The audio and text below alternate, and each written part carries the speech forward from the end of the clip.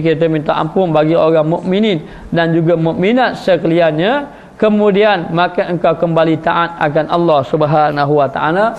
Jadi kita minta ampun atas diri kita, kemudian kita selawat atas Nabi, keluarga Nabi, dan kita minta ampun sekalian kepada orang mukminin dan mukminat, termasuk jiran tetangga kita, termasuk penduduk kampung kita, termasuk orang yang berada dengan kita, termasuk orang yang kita kasihi. Hendaklah kita berdoa kepada mereka supaya mereka semuanya diampunkan oleh Allah Subhanahu wa taala.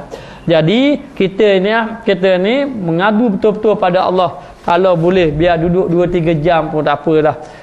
Ceritalah selagi mana kita ingat kejahatan kita, cerita di hadapan Allah, kemudian berbisiklah, munajatlah pada Allah, menangislah, barulah kita dipanggil orang yang bertaubat kepada Allah Subhanahu wa taala. Kemudian dia kata kembali kepada taat akan Allah Ta'ala. Lepas pada tu tanam dalam jiwa kita akan terus melakukan amal ibadat. Yang dahulu tak semayang, teruskan semayang. Lepas betul. Kalau yang tak semayang, yang tak pandai baca Quran, pergi ngaji, belajar Quran. Kemudian yang meninggalkan puasa, terus qada puasa. Yang mana-mana ada melakukan kesilapan dengan orang, minta maaf pada orang. Orang tadi kalau tak mampu nak minta maaf, doakan kebaikan kepada orang yang kita buat jahat pada dia, yang kita buat salah pada dia. Minta ampun betul-betul kepada Allah. Kata muallif radhiyallahu anhu, kata pengarang radhiyallahu anhu, apabila engkau perbuat segala perkara ini, kalau kita dah buat perkara ini, maka adalah engkau sebenarnya telah taubat nasuha, barulah kamu dipanggil taubat nasuha. Jadi selama ni kita sebut taubat, tapi macam mana cara taubat nasuha? Inilah yang diajar oleh Al-Imam Ghazali. Maka dia kata di sini, dan sebenarnya telah keluarlah engkau daripada dosa, maka telah keluarlah engkau daripada dosa, suci kamu seperti hari diperanak oleh ibumu. Maka kita keluar ketika itu sudah tidak ada dosa lagi setelah kita bertaubat kepada Allah Subhanahu wa taala. Kemudian lepas kita menangis bersungguh-sungguh di hadapan Allah, dan memang dalam hati kita ada menyesal. Kalau tidak ada menyesal, itu bukan dipanggil taubat. Tapi macam mana kalau kita nak tahu kita ni betul-betul orang yang bertaubat? Yang pertama, kita dapat tinggalkan kawan-kawan yang melalaikan kita. Kalau kita betul-betul bertaubat, kita dapat tinggalkan. Yang kedua, kita pergi belajar ilmu agama. Kalau kita taubat, lepas taubat duduk rumah tak belajar ilmu agama, itu bukan lagi orang yang bertaubat. Kita belajar ilmu agama, lalu dalam jiwa kita rasa nak belajar, lalu rasa menyesal, rasa kejahilan. Selama ni kita tak rasa jahil pun kita. Yang tak bagi belajar ni kadang-kadang dia berasa dia pandai, dia tak berasa jahil. Lalu kita berasa kita jahil. Allah, macam mana sembahyang aku, macam mana ibadat aku, macam mana. Jadi rasa kejahilan dia, lalu nak belajar. Yang ketiga, bertambah ibadat dia. Kalau dahulu kok dia semayang, kemudian tak semayang, ataupun tak semayang tapi hari ni dah semayang dah. Dah semayang. Ini tanda dia taubat dia sudah diterima oleh Allah Ta'ala. Yang keempat, dicampakkan rasa tenang dalam hati. Lepas rasa taubat ni, rasa tenang sikit jiwa. Kalau banding dulu kau rasa keluh kesah kau, tak tahu ke apa, tapi rasa keluh kesah, rasa tak tenteram hati. Tak tenteram hati sebab dosa. Tetapi apabila kita dah bertaubat, gugur segala dosa-dosa, lalu hati menjadi tenang saja. Ketika itu hati pun rasa tenang saja. Tenang saja. Yang kelima, kita boleh menjaga anggota-anggota kita daripada buat maksiat. Jadi kita boleh tinggalkan maksiat. Maksiat ni bukan senang nak tinggal. Payah orang nak tinggalkan maksiat. Tapi kalau kita betul-betul bertaubat pada Allah, kita ni jadi mudah nak meninggalkan maksiat. Jadi mari saja Allah Ta'ala campurkan dalam hati, rasa tambah ke maksiat. Dulu kau kalau dengar lagu-lagu Allah rasa suka sangat, tapi le ni rasa benci sangat. Berasa benci, bahkan rasa nak marah macam-macam bila ada maksiat dekat ada keliling kita. Ini di antara tanda orang tu nak bertaubat pada Allah. Kemudian hati dia banyak ingat ke akhirat dah, lalu tak banyak ingat. Lalu bangun tidur, siapa tahun baru, sorak tahun baru. Begitu je kehidupan. Tetapi akhir ni berasa teringat ke akhirat. Mari duk fikir macam mana aku nak menghadap Allah, macam mana menghadap Allah. Kira aku mati apalah amalan yang aku nak bawa. Duk fikir macam tu. Ini tandanya orang itu diterima taubatnya oleh Allah Subhanahu Wa Taala. Dan kalau ada keadaan macam ni, teruskan melakukan amal ibadat dan jangan lalai kita daripada Allah Ta'ala. Kata pengarang kitab kita ini, inilah dia orang yang bertaubat kalau kita buat macam ni. Jadi selama ni kita rasa kita bertaubat, pernahkah menangis di hadapan Allah? Kalau kita rasa, pernahkah kita cela diri kita di hadapan Allah? Pernahkah kita sujud tersungkur ataupun siapa tak boleh nak bangun, ataupun rasa letih sungguh, rasa letih dengan sebab dosa yang kita lakukan? Pernahkah kita akad tangan dalam keadaan bercucuran air mata, berasa darah, lepas tu menceritakan dosa kita di hadapan Allah? Pernah tak kita sebut satu persatu dosa kita di hadapan Allah? Kalau belum pernah, bermakna belum lagi kita bertaubat kepada Allah Subhanahu Wa Taala. Ini jalan kita nak sampai pada Allah Taala. Jadi jalan yang pertama, jalan taubat. Masuk pintu taubat dulu. Kalau tak masuk pintu taubat, kita berjalan-jalan tak masuk pintu, sesat barat kita. Tak sampai kita pada Allah Ta'ala kecuali kita lalu dalam keadaan jalan taubat. Maka dia kata, adalah engkau sebenarnya orang yang betul-betul taubat nasuha, maka kamu ketika itu sudah menjadi suci. Kaman la zambalah, seperti orang yang sudah tidak ada dosa. Seperti macam mana orang tidak ada dosa? Seperti hari diperanak oleh ibumu, seperti kamu keluar daripada perut ibumu dalam keadaan tidak ada dosa, dan telah kasih akan kamu Allah Azza wa Jalla, dan Allah Ta'ala kasih kepada orang-orang yang bertaubat. Innallaha yuhibbut tawwabin wa yuhibbul mutatahhirin. Allah Ta'ala kasih kepada orang-orang yang bertaubat kepada Allah. Kalau kita orang yang bertaubat pada Allah, Allah Ta'ala kasih pada kita. Jangan nampak kasih. Kita kadang-kadang nampak kasih, tengok Allah Ta'ala beri rezeki. Kita sihat, kita ada harta, kita nak apa saja kita boleh, kita beri sihat, lalu kita sangka Allah Ta'ala kasih.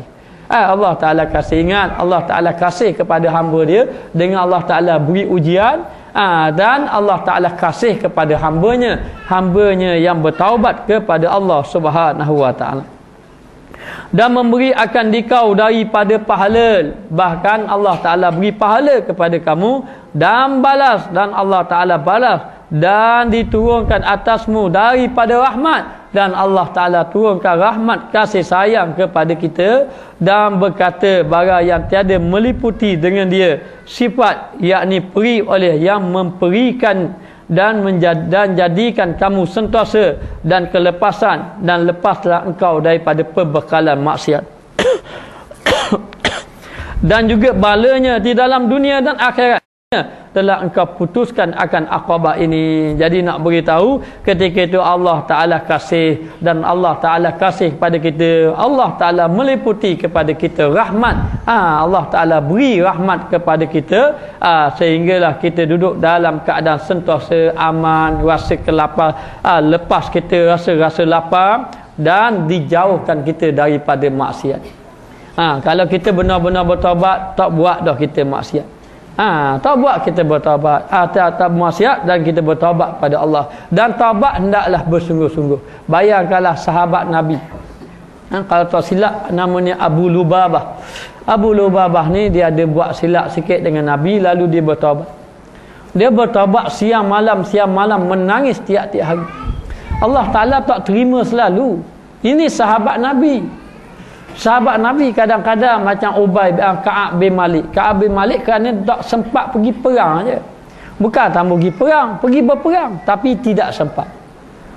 Dan beberapa sahabat lain kalau tak silap termasuk dengan Abu Lubabah. Jadi nak beritahu, Ka'ab bin Malik 40 hari menangis tak berhenti. Sehari 2 hari menangis tak turun lagi ayat taubat diterima. Ni sahabat Nabi, bukan kita.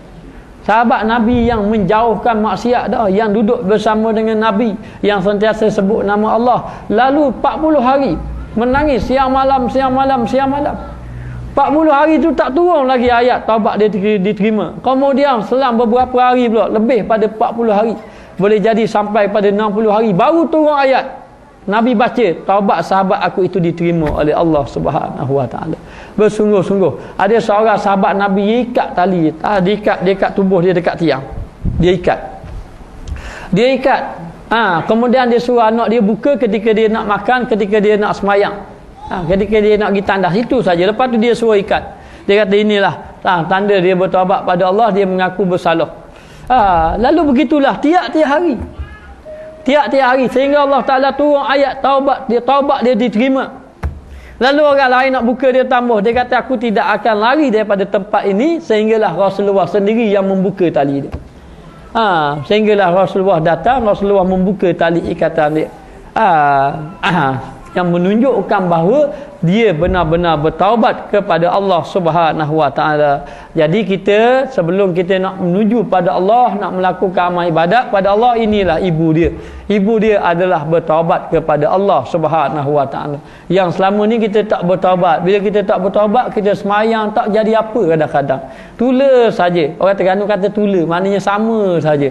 Semayang pun tak semayang daripada dulu sampai sekarang sama saja. Tidak merasa kemanisan. Nak rasa manis macam mana, dosa tak gugur dalam hati kita.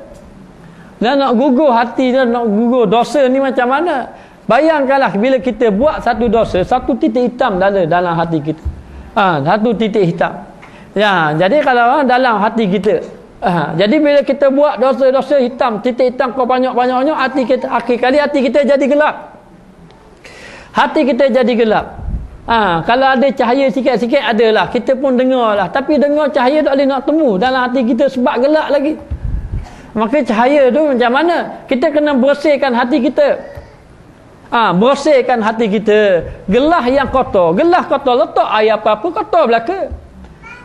Jadi nak buat macam mana? Bukan salah air tu bersih dah. Lalu kita bersihkan gelas tadi, biar berkelap betul-betul gelas. Lalu letak air tadi, letak air apa-apa pun bersih.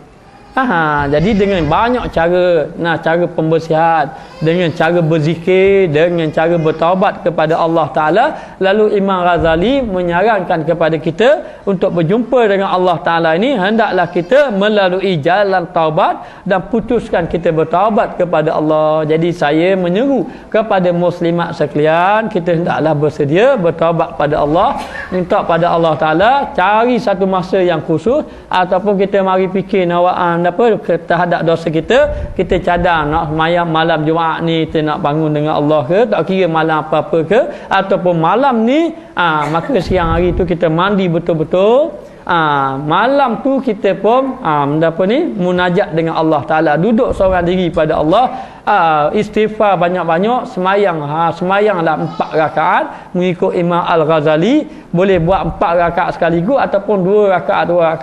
Lepas daripada semayang, ketika sujud yang terakhir tu kita banyak-banyakkan berdoa ketika dalam sujud.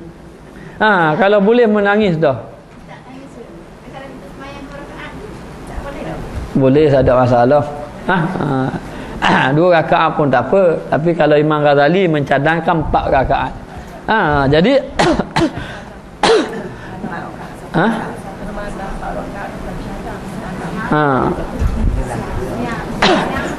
siang pun boleh. Siang boleh, malam pun boleh. Jadi bila kita sebut pada waktu malam, saya kiralah kita buat 4 rakaat.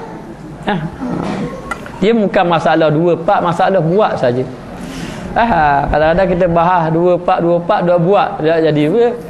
Yang paling penting kita buat dulu. Jadi kita semayang 2 rakaat, lepas tu 2 rakaat ataupun 4 rakaat.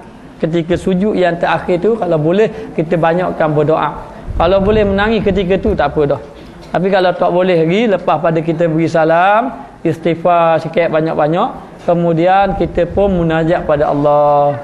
Bacalah doa ini, tak pandai ikut Arab pun ambil ikut Melayu. Ya Allah, tidak malu ke? Wahai jiwa aku ni, tidak malu ke kamu di hadapan Allah? Beritahu pada Allah, ya Allah, aku hamba-Mu yang banyak dosa hari ini datang kepadamu. Engkaulah Tuhan yang Allah Ta'ala kehendaki sesuatu, maka jadilah ia dengan kehendak kamu. Maka engkaulah Tuhan yang mengampunkan dosa. Lalu kita minta pada Allah Ta'ala, kemudian kita minta Allah Ta'ala ampunkan tu, dan peliharalah ajar baki daripada kehidupan kita dengan melakukan kebaikan. Kemudian kita pun minta pada Allah Ta'ala supaya Allah Ta'ala terimakan taubat, doa pada Allah. Lepas daripada tu celalah diri kita, sebut nama kita, kalau boleh sampai berguling atas tanah, atas tepas sejadah, sampai terbaring kita. Dan kalau boleh keluar air mata banyak pun keluar air mata banyak-banyak. Buat apa? Kita menangis depan Allah, kita menangis kerana Allah. Dah banyak dah kita menangis. Hilang piti menangis, kereta rosak menangis, orang curi kereta menangis. Itu menangis-menangis itu tidak dipandang oleh Allah. Ya Allah Ta'ala tengok menangis kerana kita rasa takut kepada Allah Subhanahu Wa Ta'ala. Jadi hari ni kita tak mau menangis dah hak lain, kita nak menangis kerana Allah Ta'ala. Maka biar aku menangis-menangis tu, habis pada tu kita azam dalam hati kita, aku berjanji dalam diri aku ni tidak akan melakukan dosa yang telah dilakukan dahulu. Tambah dah berazam sungguh-sungguh dalam hati dan tunjuk rasa menyesal kepada Allah Subhanahu Wa Ta'ala dalam keadaan macam tu. Lepas pada tu istighfar banyak-banyak, selawat atas Nabi banyak-banyak. Mulai pada hari tu dan seterusnya tambahlah amal ibadat. Tambah ibadat. Jadi kalau boleh tak semestinya kita taubat sekali je. Kalau saya sebut tadi sahabat Nabi berapa kali bertaubat, maka kita begitulah tiap-tiap hari. Kalau kita boleh buat tiap-tiap hari, innallaha yuhibbut tawwabin, Allah Ta'ala akan kasih kita. Kita akan rasa kasih Allah Ta'ala dalam diri kita apabila kita ini menjadi orang yang benar-benar bertaubat. Barulah mudah ilmu kita nak beramal, barulah mudah kita nak istiqamah dalam melakukan amal ibadat. Lalulah kita rasa manis dalam buat amal ibadat. Yang lama ni tak manis, rasa ni rasa payah, rasa berat. Sebab kita tidak bertaubat kepada Allah Subhanahu Wa Ta'ala. Wallahu alam. Kita sambung akan datang.